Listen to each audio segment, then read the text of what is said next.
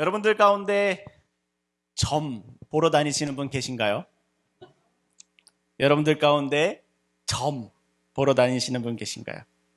지난 6월 19일 온라인 국민일보 기사에 기독인 10명 중 3명은 점 본다는데 이라는 기사가 올라왔습니다. 성도라 할지라도 점 보러 다니는 분들이 제법 많다라는 이야기를 전해 듣곤 합니다. 신앙이 없다는 세속인들도 현대 지식이 충만한 젊은 세대도 점집을 많이 찾는다고 합니다. 한 번은 전단지를 집에서 길거리에서 주었습니다. 교회 광고 전단지와는 차원이 다른 세련된 광고지였습니다.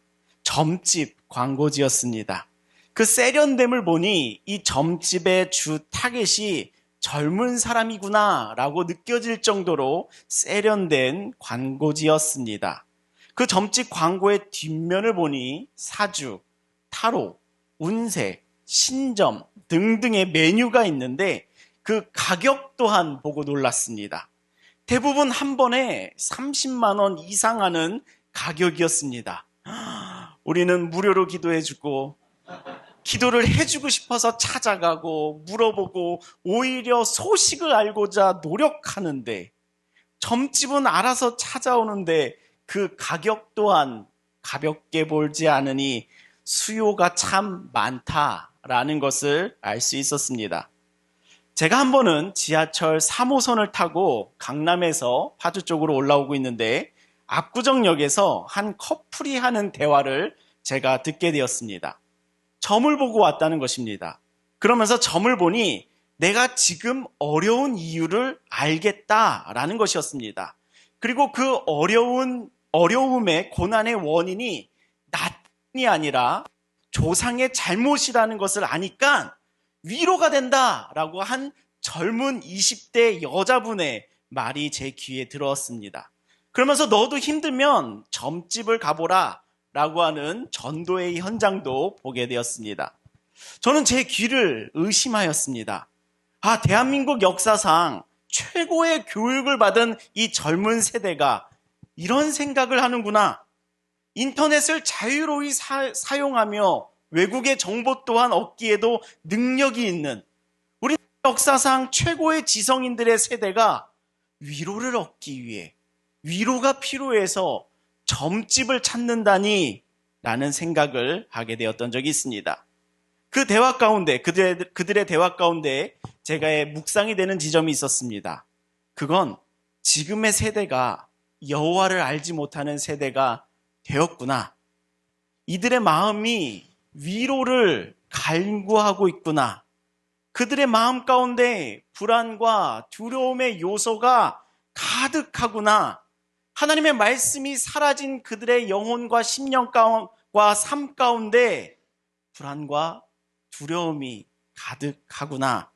이렇게 하나님의 말씀에 사라진 젊은 세대가 앞으로 이루어갈 우리의 시대는 더욱 불안이 요동치고 두려움이 떨림의 마음이 가득한 시대가 되겠구나 라는 생각을 갖게 되었습니다.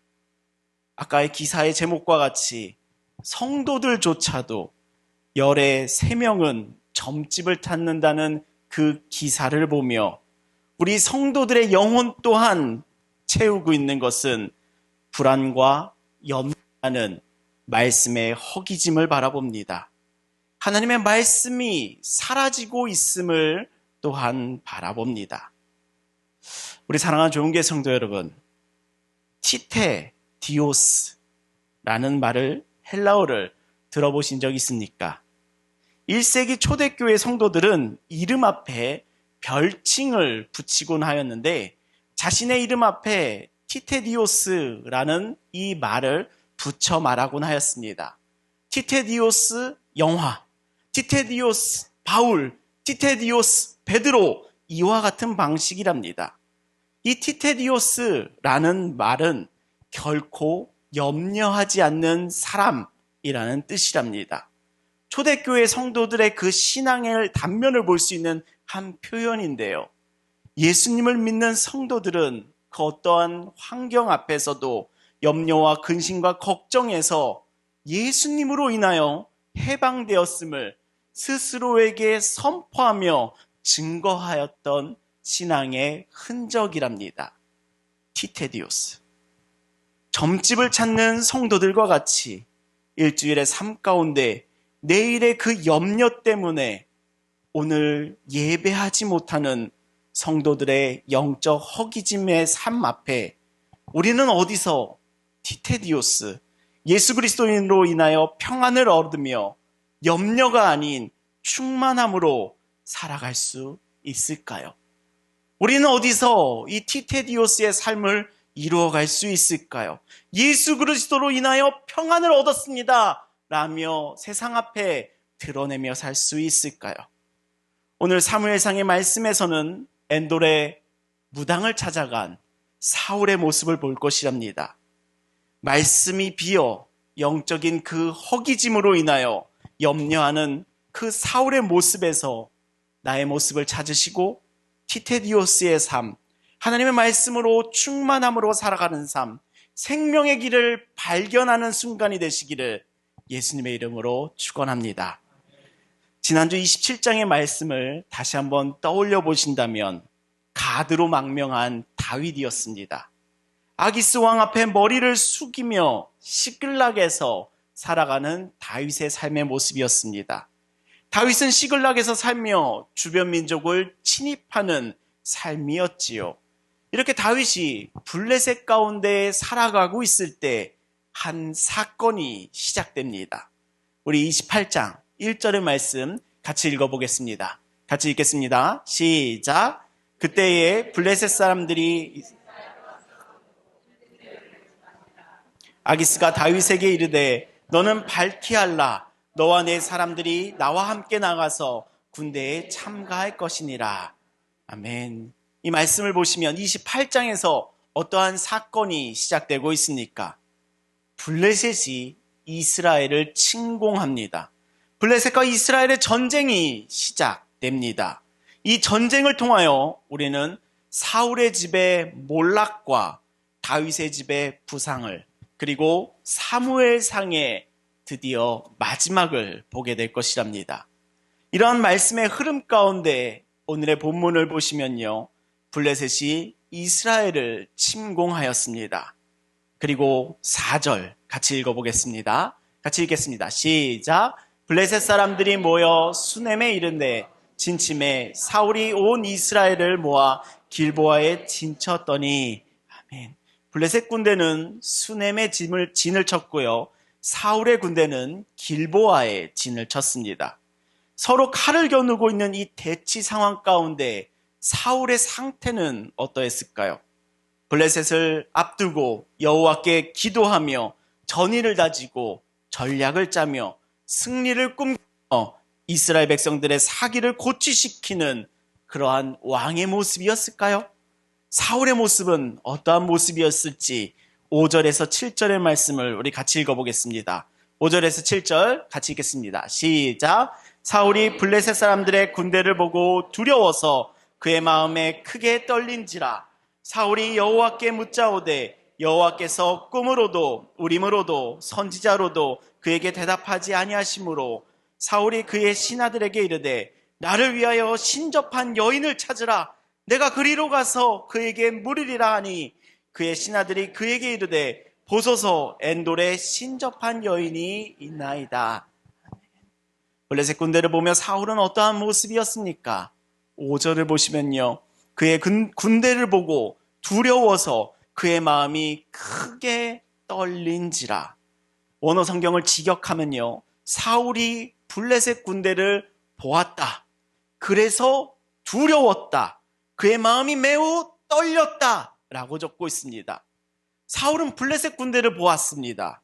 그리고 그가 본 것은 그의 마음 가운데 두려움을 심었습니다. 그리고 그의 마음은 크게 요동합니다. 떨립니다.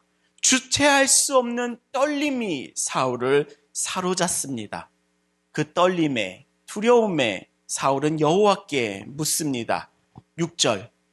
사울이 여호와께 묻자오되 여호와께서 꿈으로도 우림으로도 선지로도 그에게 대답하지 아니하십니다.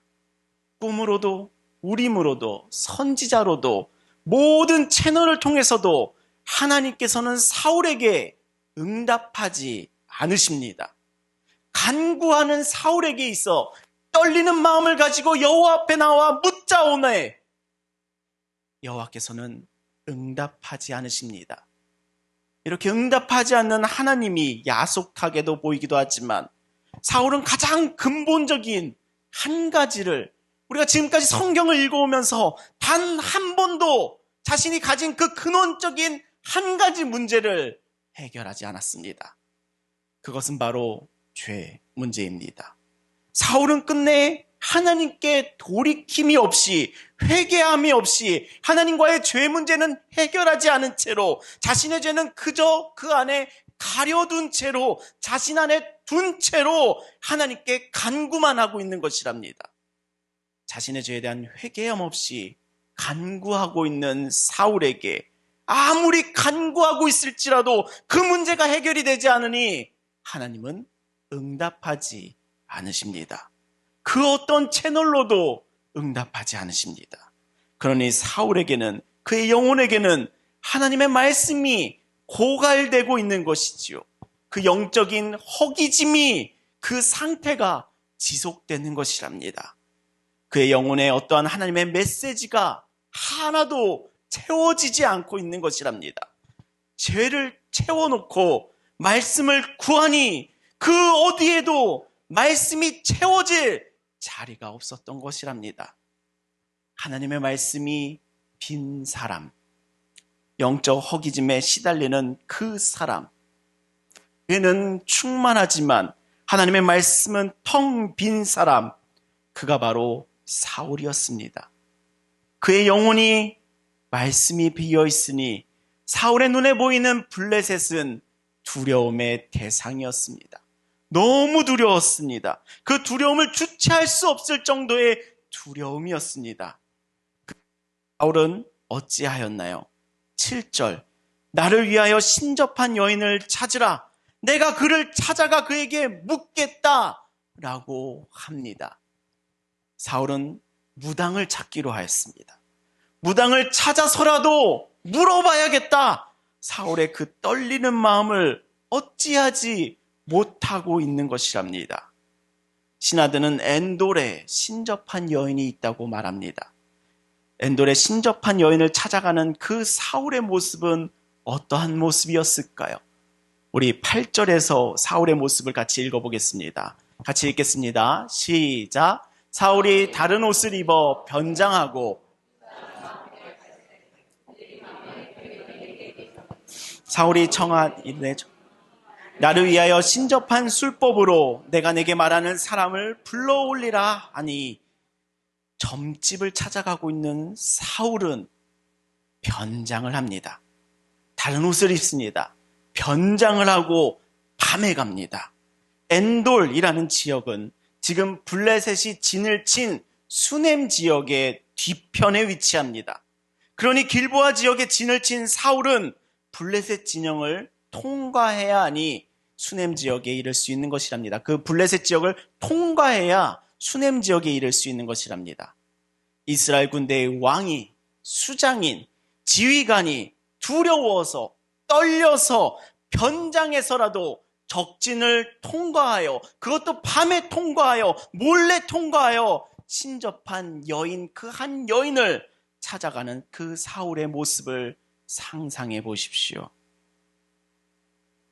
자신의 왕복을 벗어서라도 무당을 찾아가고 있는 것이랍니다.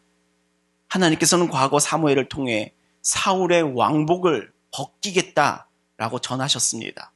그리고 그 왕복을 붙잡으며 그 왕복을 빼앗길 것 같은 그 위협감에 다윗을 평생 쫓으며 살았던 사울이었습니다. 그렇게 지키고자 한 것이 왕복이었습니다. 그의 옷이었습니다. 그런데 그 왕복조차 스스로 벗어버리고 무당 한 여인을 찾아가고 있습니다. 이 모습이 얼마만큼 비참한 모습이냐면요. 3절, 우리 3절 같이 읽어보겠습니다. 같이 읽겠습니다. 시작. 사무엘이 죽었으므로 온 이스라엘이 그를 두고 슬피 울며 그의 고향 라마에 장사하였고 사울은 신접한 자와 박수를 그 땅에서 쫓아내었더라. 사무엘이 죽었을 때 사울은 일대의 종교개혁을 진행했습니다. 신접한 자와 박수를 그 땅에서 쫓아낸 적이 있었습니다. 사무엘이 죽으며 그 사울의 마음 가운데 일시적으로 바르게 살고 싶었나 봅니다. 사무엘의 죽음이 자극이 되어 잠시 무당과 박수를 내쫓았었습니다. 그랬던 왕이, 무당과 박수를 다 내쫓았던 왕이 지금은 그 무당을 찾고자 만나고자 왕복마저도 벗어버리고 다른 옷을 입고 아닌 척 변장을 하며 밤에 무당을 찾아가고 있습니다. 그 사울의 영혼이 얼마나 엠티합니까? 그가 얼마나 영적인 허기짐의 상태에 놓여 있습니까? 하나님의 말씀이 채워지지 않는 그 영혼이 얼마만큼 비참해지고 있습니까? 자신이 한 말과 자신이 세운 정책조차도 스스로 깨고 스스로 돌아서야 되는 비참함에 이르고 있습니다. 자신이 단행한 종교개혁을 스스로 무너뜨리고 있는 사울이었습니다. 그렇게 엔돌에 도착한 사울은 신접한 여인을 만납니다. 8절, 사울은 무당에게 내가 불러내길 원하는 사람을 불러 올리라 라고 말합니다. 9절, 이 무당은 사울에게 사울이 이 일이 금지되었다 라며 거부를 하지요. 10절, 사울은 무당에게 여호와의 이름으로 맹세하며 안심하고 행하라 라고까지 합니다. 여호와의 이름을 팔아서라도 지금 무당이 신점을 행하라 라고까지 말하고 있습니다. 11절, 무당은 그럼 누구를 불러 올릴까요? 라고 물으니 사울은 사무엘을 불러 올려라 라고 합니다. 이 순간 딱 무당은 딱 변장하고 온 사울을 알아봅니다. 우리 12절 같이 읽어볼까요? 함께 읽겠습니다. 시작. 여인이 사무엘을 보고 큰 소리로 외치며 사울에게 이르되 당신이 어찌하여 나를 속이셨나이까? 당신이 사울이시니이다. 무당이 변장하고 찾아온 사울을 알아봅니다. 어떻게 무당이 사울을 알아보았을까요? 그것은 사무엘급을 언급할 만한 사람은 이 나라 가운데 사울밖에 없는 것이랍니다. 이때 우리는 이 본문을 해석하기에 좀 어려움이 있습니다. 죽은 사무엘이 올라왔다는 것이랍니다. 그리고 그 사무엘을 무당만이 알아보고 있다는 점이랍니다. 여러 신학자들이 이 장면에 대한 상반된 견해들을 밝히고 있습니다. 그렇게 우리가 이 본문을 섣부르게 해석하지는 않겠습니다. 해석보다는 본문의 기록만을 집중해 보면 우리는 한 지점을 찾을 수가 있습니다. 이 무당이 푸닥거리를 해서 사무엘의 영이 올라왔다는 것은 아니라는 점이랍니다. 이 본문 어디에도 무당이 푸닥거리를 했더니 사무엘의 영이 땅에서 올라왔다 라고 표현하고 있지 않습니다. 우리는 이 장면을 바라보며 무당이 사무엘을 올렸다라고 하는 생각을 가지고 이 본문을 읽어내나 막상 이 본문을 자세히 읽어보면 무당은 어떠한 주술적 행동도 하지 않고 그 다음에 알아서 사무엘이 올라왔다라는 것을 우리는 본문에서 발견할 수가 있습니다.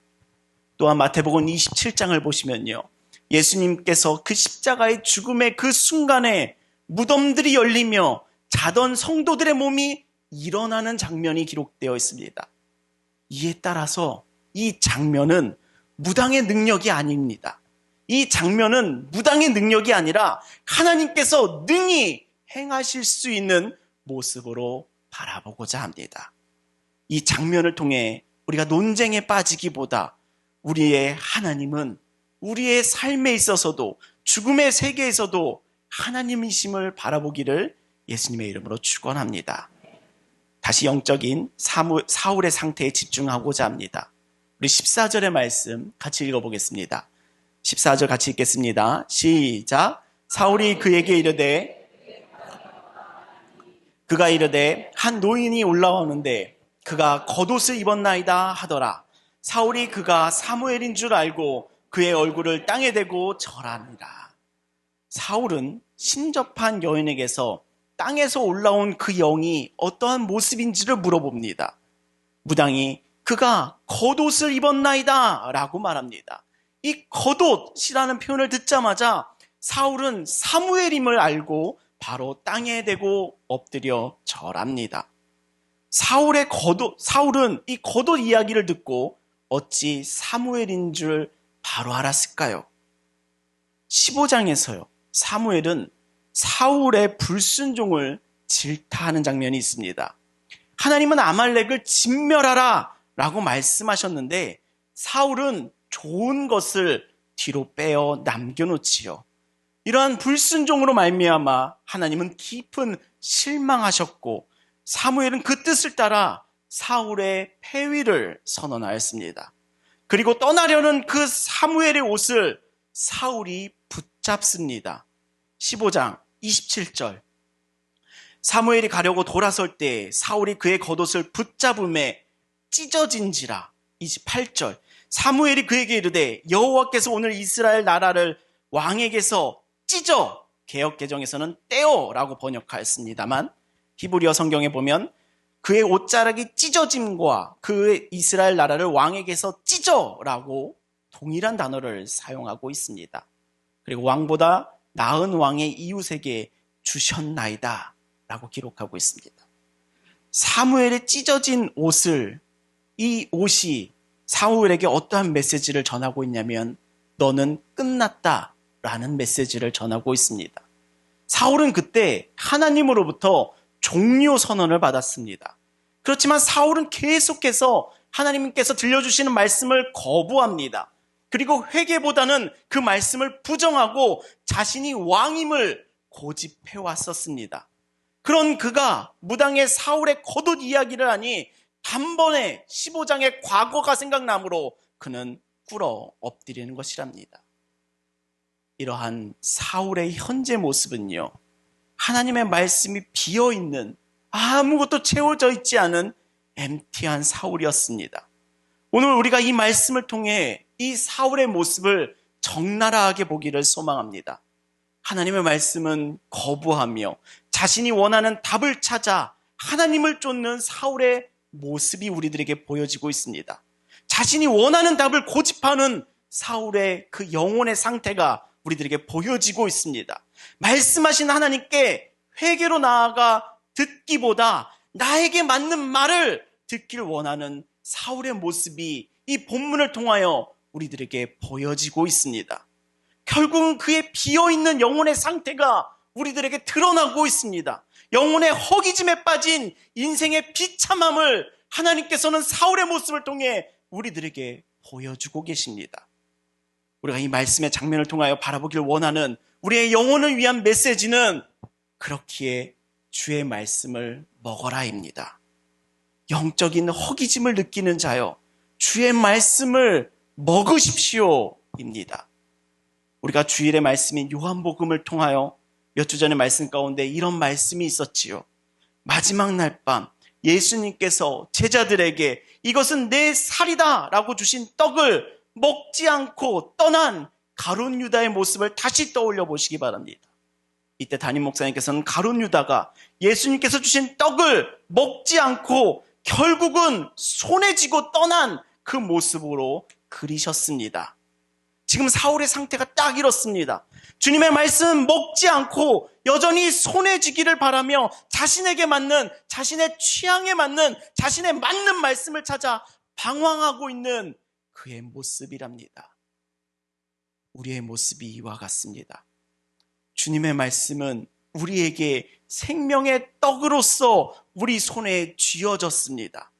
요한복음 6장 35절 예수께서 이르시되 나는 생명의 떡이니 내게 오는 자는 결코 줄이지 아니할 터이요 나를 믿는 자는 영원히 목마르지 아니하리라. 아멘. 우리들 이 말씀 앞에 아멘 소리가 좀 더 크길 소망합니다. 우리들이 말씀 앞에 더 큰 소리의 아멘이 있기를 소망합니다. 제가 다시 한번 6장 35절의 말씀을 다시 읽어보겠습니다. 예수께서 이르시되 나는 생명의 떡이니 내게 오는 자는 결코 줄이지 아니할 터이요 나를 믿는 자는 영원히 목마르지 아니하리라. 아멘. 우리 주님의 말씀은 우리를 살게 하는 생명의 양식입니다. 그 생명의 양식을 주님께서는 성경을 통해 우리 손에 쥐어주셨습니다. 그러나 먹지를 않습니다. 먹지를 않습니다. 왜냐하면 내가 원하는 말씀이 아니기 때문이랍니다. 내 생각을 확증해주는 말씀이 아니기 때문이랍니다. 내 성격에 맞는 말씀이 아니기 때문이랍니다. 내 취향에 맞는, 내 정치 성향에 맞는 말씀이 아니기 때문입니다. 내 삶을 정당화시켜주는 말씀이 아니기 때문입니다. 말씀이 오히려 내 삶에 불편함을 일으키며 내 삶의 교훈함과 책망과 바르게 함과 의로 교육하니 먹지를 않습니다. 내 귀에 달콤함을 원하는 자들에게는, 점집에서와 같은 위로를 받기 원하는 자들에게는 주의 말씀이 먹어지지가 않습니다. 손에 쥐고 보기에는 보암직한 떡이라지요. 근데 먹어지지가 않는 것이랍니다.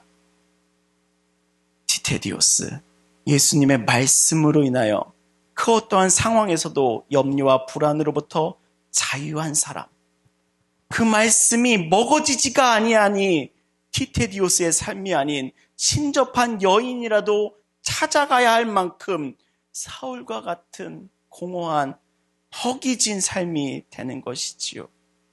말씀을 계속해서 손에 쥐고 있기 때문이랍니다. 그렇게 사랑하는 좋은교회 성도 여러분, 나를 불편하게 이끄는 말씀을 먹으시기를 예수님의 이름으로 축원합니다. 내 삶의 방향성에 물음표를 던지시며 느낌표로 인도하시는 주님의 말씀을 먹으시기를 예수님의 이름으로 축원합니다. 내 삶을 정당화시켜주기보다 내 삶의 옳음을 가르쳐주는 주님의 말씀을 먹으시기를 예수님의 이름으로 축원합니다. 뭐로 가도 서울로만 가면 된다 여기는 이 세상의 풍조 속에서 바르게 살아야 함을 말하는 그 주님의 말씀을 먹으시기를 예수님의 이름으로 축원합니다.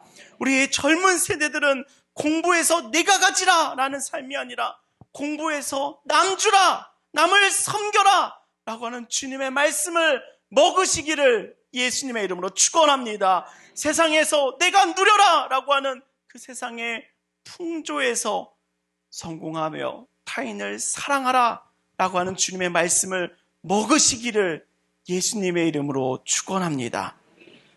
주님의 말씀을 손에 쥐고 살아가는 삶이 아니라 주님의 말씀을 먹어 내 손과 발끝까지 주님의 말씀이 닿는 하나님 나라의 복된 삶 되시기를 예수님의 이름으로 축복합니다. 아멘.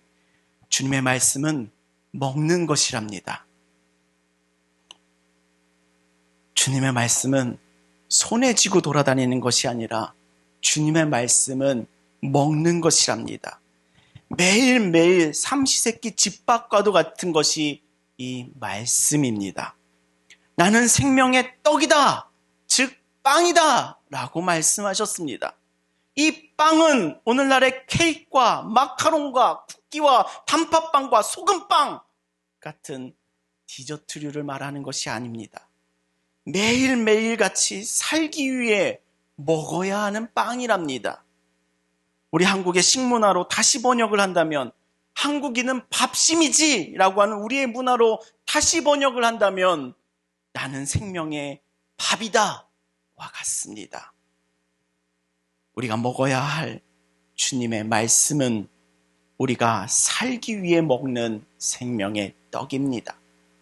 점집과 같이 또는 나를 위로한다 한다는 세상의 수많은 지식과 허무한 메시지들과 같이 지금 이 순간 눈을 번쩍 뜨이게 하는 마약과 같은 메시지를 찾아 헤매는 그 비참한 영혼들이 아니라 매일매일 먹음으로 나를 건강하게 하는 내 영혼의 생명의 떡, 주님의 말씀을 먹으시는 우리 모두가 되시기를 예수님의 이름으로 축복합니다. 아멘. 우리 청년들에게 매일매일 생명의 밥을 먹도록 꾸역꾸역 안 먹겠다는 애들을 붙잡고 먹이고 있는데요. MSG 다 빼고 몸에 안 좋다는 말랑말랑한 말씀이 아닌 고민해야 되고 생각해야 되고 적용해야 하는 씹는 힘을 만들어주려고 붙잡고 있습니다. 올 한 해 말씀을 놓지 않고 계속 붙잡고 있는 한 청년이 그런 고백을 하더라고요. 말씀을 계속 읽는데 자꾸자꾸 자신의 연약함이 드러납니다. 라고 고백하더라고요. 이것이 감사한 열매인 줄 믿습니다. 말씀 가운데 자신의 연약함을 직면하는 성도는 결국 하나님의 강함을 의지하거든요. 연약함을 발견하는 자가 주님을 향한 믿음을 가질 수 있거든요. 연약하기에 주님의 강함을 믿는 길을 걷거든요. 또 다른 청년은 그런 고백을 하더라고요. 곧 퇴사하고 다시 취직 준비를 해야 하는 상황인데 그렇게 걱정되지가 않네요. 라고 말하더라고요. 제가 좀 벙쪘습니다. 아닌데, 이런 말을 할 애가 아닌데, 불안하고 예민해져야 되는 애인데 왜 저러지? 하였습니다. 청년은 최근 이사야서의 말씀을 읽으며 계속해서 나의 하나님이 되어주심의 말씀을 반복해서 읽으며 그 마음에 티테디오스를 이루어 가더라고요. 더 자랑하고 싶지만 지금 열심으로 매일 말씀을 먹이고 있는지라 안 먹겠다 도망하는 청년들을 먹어라 하기에 바쁜 단계라 매일매일 말씀을 먹으려 수고하며 애쓰는 그 청년들의 삶 가운데 주님의 말씀의 열매들이 더 열리기를, 더 풍성하게 열리기를 축복하고 있습니다. 손에 쥐는 말씀이 아닌 말씀을 먹으니까요. 내가 주님 안에, 내가 주의 사랑 안에 거하는 줄 믿으며 살아갑니다. 우리 사랑하는 좋은교회 성도 여러분, 말씀을 먹는 복된 삶 되시기를 예수님의 이름으로 축복합니다. 말씀을 먹는다는 것은요, 말씀을 나를 향한 하나님의 말씀으로 받아지는 은혜를 입는 것이랍니다. 이 말씀은 나와 상관없는 말씀이네요. 이 말씀은 내가 아닌 저 사람이 들어야 되는 말씀이네요.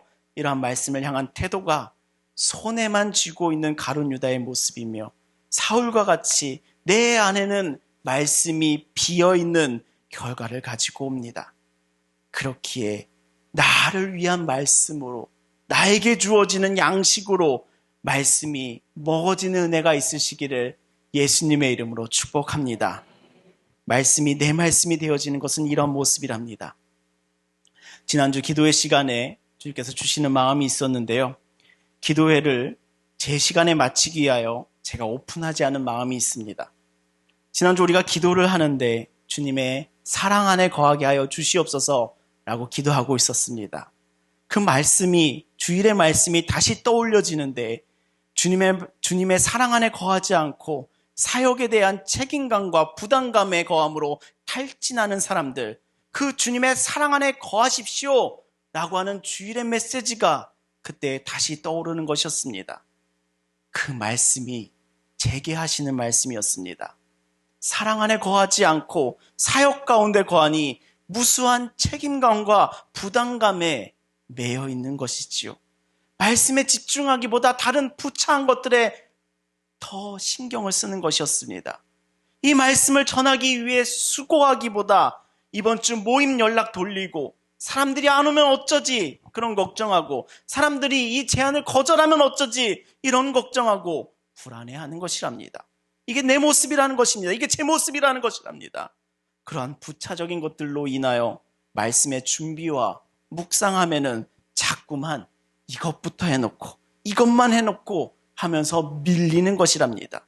내 영혼 가운데 우선순위가 뒤바뀌기 시작하고 내가 본질적으로 집중하는 일에는 뒷전이 되는 불안감이 지속되더라고요. 그런 제 상태에 주님께서 사울의 모습을 보여주시는 것이었습니다. 그렇고 이렇게 말씀이 비어지질 않기를 바라시는 주님의 마음이 다가왔습니다. 주님의 말씀은 손에 쥔 채 다른 부차적인 일들을 하느라 분주한 이 마음 가운데, 그래서 비어져만 가는 이 마음 가운데, 그래서 불안과 염려를 더 묵상하는 내 영혼 가운데 그 모습을 적나라하게 보게 하시며 우리 주일의 말씀으로 다시 저를 회복시킨 것은 주님의 말씀을, 이 말씀을 먹어라, 주의 사랑 안에 거하라, 그 말씀이었습니다. 이 말씀이 다시 저를 채웠습니다. 이 말씀이 다시 나를 충만케 하였습니다. 우리 사랑하는 좋은교회 성도 여러분, 무엇보다 주님의 말씀을 먹기를 예수님의 이름으로 축복합니다. 무엇보다 주님의 말씀을 먹으시기를 예수님의 이름으로 축복합니다. 내 안에 생명이 될 줄 믿습니다. 아무리 좋은 음식이라도 먹지 않으면 내 안에 생명이 되지 않는 것처럼 주님의 말씀을, 아무리 좋은 주님의 말씀일지라도 내가 먹지 않아야 하면 내 안에 생명이 되지 않지요. 우리가 주님의 말씀을 먹으며 그로 인해 채움받으며 살아가는 우리 되기를 예수님의 이름으로 축원합니다. 아멘. 이 말씀에 대해서 생각해 보십시오. 주님께서는 주님의 말씀을 모든 것보다 높이셨습니다. 이 말씀에 대해서 다시 생각해 보십시오. 주님께서는 주님의 말씀을 모든 것보다 더 높이셨습니다. 시편 138편 2절, 이는 주께서 주의 말씀을 모든 이름보다 높게 하셨습니다. 주님께서 높이신 것은 주님의 말씀이랍니다. 주님께서는 주의 말씀을 모든 것들보다 높이셨습니다. 그 주님의 말씀이 그 어떤 것보다 귀한 줄 믿습니다. 이 말씀을 나의 생명의 떡으로 여기십시오. 그리고 이 생명의 떡을 먹으십시오. 당신의 생명이 이 말씀에 달렸습니다. 당신의 생명이, 우리의 생명이 이 말씀에 달린 줄 믿습니다. 읽고 생각하며 주야로 묵상하며 선포하십시오. 이 은혜가 임하니 사무엘상의 말씀을 묵상하며 한 찬양이 제게 묵상이 되었습니다. 주님 말씀하시면 내가 나아가겠습니다. 주님 뜻이 아니면 내가 멈춰서겠습니다. 나가고 서는 것 모두 다 주님 뜻에 있습니다. 이 찬양의 고백이 말씀을 먹는 자의 삶임을 제 삶 가운데 깊이 다가왔습니다. 오늘 이곳에 주님을 예배하며 주님의 은혜가 오늘 이곳에 모인 모든 영혼들 가운데 손에 쥐어지는 말씀으로, 기도함으로 이 말씀을 먹는 은혜가 오늘 이 예배 자리 가운데 임하기를 예수님의 이름으로 축원합니다. 오늘 함께 나누는 주님의 말씀이 내가 먹어져서 내 안에 가득 채워지시기를, 내 안에 충만하여지시기를 예수님의 이름으로 축원합니다. 우리의 삶의 모습이 사울과 같이 그 영적인 허기짐에 헛됨을 쫓아 방황하지 않기를 소망합니다.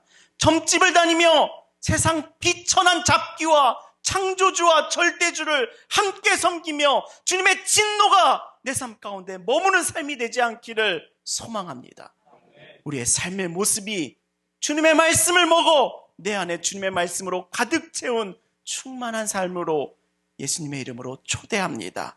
내 안에 주님의 말씀이 가득하여 티테디오스, 염려와 걱정으로부터 자유한 자, 그 주님의 복된 자녀의 삶 되시기를 예수님의 이름으로 초대합니다. 아멘. 기도하시겠습니다. 나에게 말씀하시는 하나님 아버지, 오늘도 주님의 말씀 앞에 나아가 우리의 마음과 삶을 비추어 보게 하시니 감사합니다. 주님의 말씀을 통하여 우리에게 주신 메시지를 깊이 새기길 소망합니다.